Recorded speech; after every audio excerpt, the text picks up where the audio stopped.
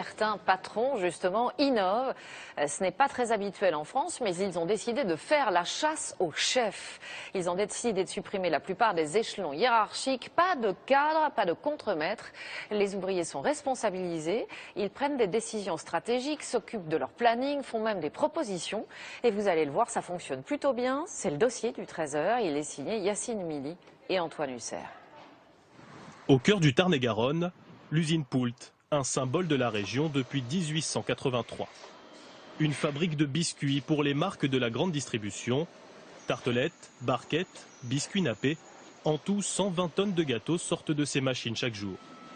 Pourtant ici, pas de chef, pas de hiérarchie. Les ouvriers sont complètement autonomes. Sur la ligne de production, Florence Mazana, 10 ans de métier. Je contrôle la consistance de la pâte, je contrôle que les biscuits soient bien conformes. Mais depuis quelque temps, elle a un second métier dans l'entreprise et c'est dans un bureau que ça se passe. Pour 100 € de plus par mois, c'est elle qui s'occupe du planning de ses collègues.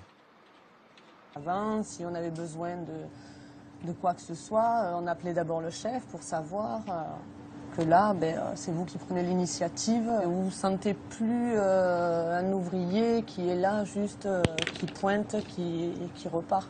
Vous sentez quelqu'un dans l'entreprise. Voilà, on n'est plus des matricules ou des numéros, voilà. En 2006, l'entreprise perd de l'argent. Pour se relancer, l'usine choisit d'impliquer ses 500 ouvriers. Ils ont alors accès à des données sur le marché des biscuits et sur l'état de la concurrence. Aujourd'hui, ils sont capables de prendre des décisions stratégiques. Tous les jeudis, les ouvriers discutent des investissements. La question ce jour-là, l'achat d'une machine à peser. Coût total 40 000 €, une décision qui devra être validée par la direction. La question est de savoir si effectivement vous êtes tous d'accord pour qu'on investisse sur ce projet-là.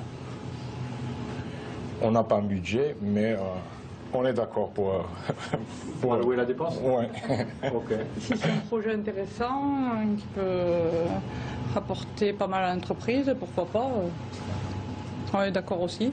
Là, au moins, tout le monde est au courant et en fait, on sait pourquoi on a pris ce projet plutôt qu'un autre. C'est une responsabilité, mais bon, c'est la vie de notre entreprise, donc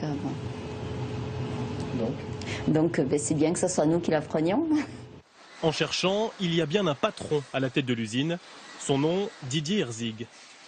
L'intelligence collective est bien plus forte que l'intelligence individuelle. Ayant compris le sens, le pourquoi, sont plus à même à trouver les bonnes solutions et à travailler plus vite pour répondre aux besoins du client, ce qu'on n'avait pas avant. Contre-coup pour les salariés, des responsabilités importantes, mais pas d'évolution de carrière possible, à moins bien sûr de devenir le patron de l'usine. Le modèle a tout de même fait ses preuves. Depuis 2006, l'entreprise n'a connu aucun mouvement de grève et affiche un chiffre d'affaires en hausse de 20%.